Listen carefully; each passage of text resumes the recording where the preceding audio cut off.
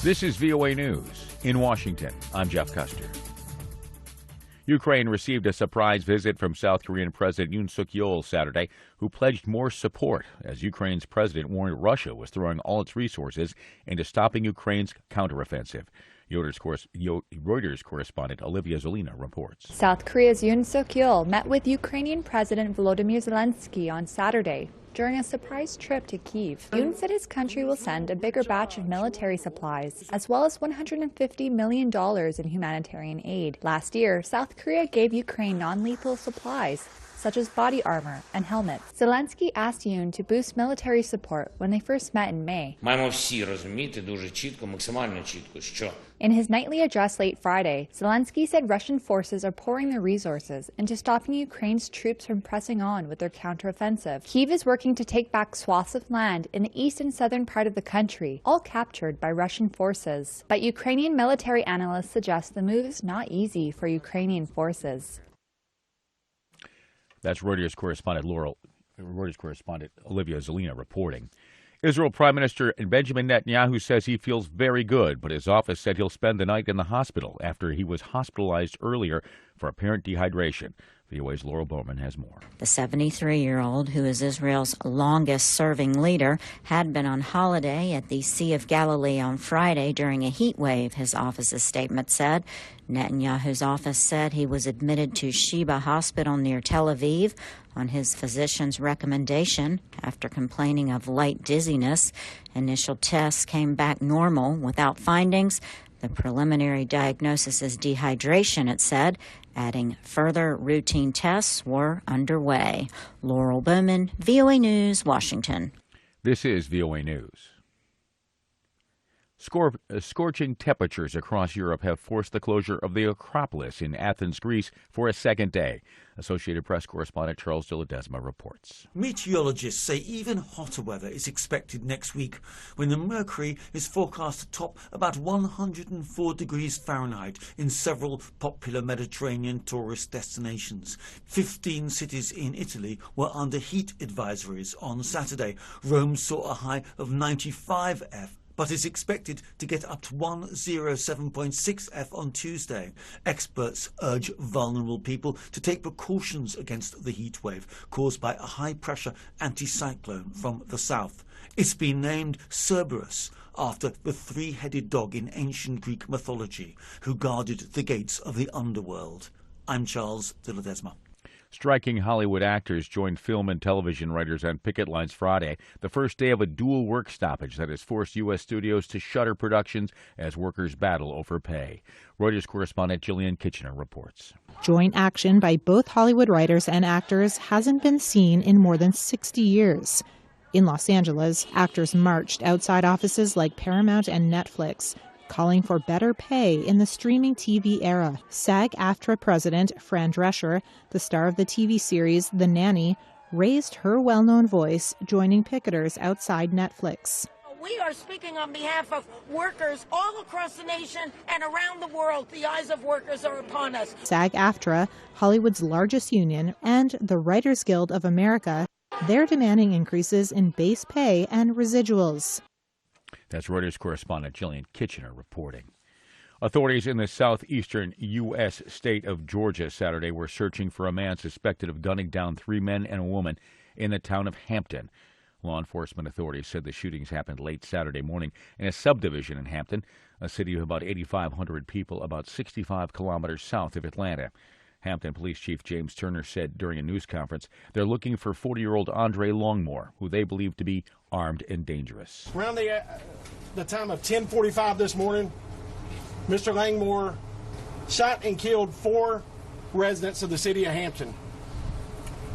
All 4 victims are adults. There was 3 males, 1 female. The police chief said detectives are investigating at least 4 crime scenes that are in close proximity to one another. He declined to discuss a possible motive. Authorities didn't release the victims' names, saying they're trying to notify families. A $10,000 reward has been issued for information leading to Longmore's arrest and prosecution. In Washington, I'm Jeff Custer. This is VOA News.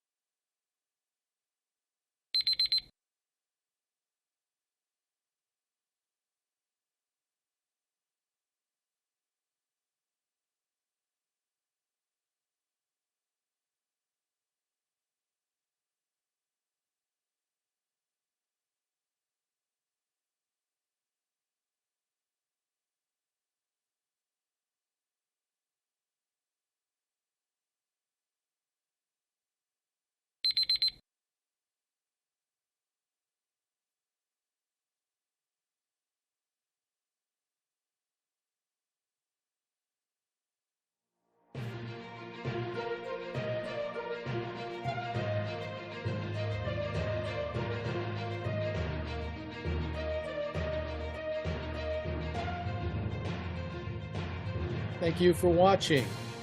Can you do me a favor? Please leave a comment in the comments section below. That would really help. Thank you, and see you again soon.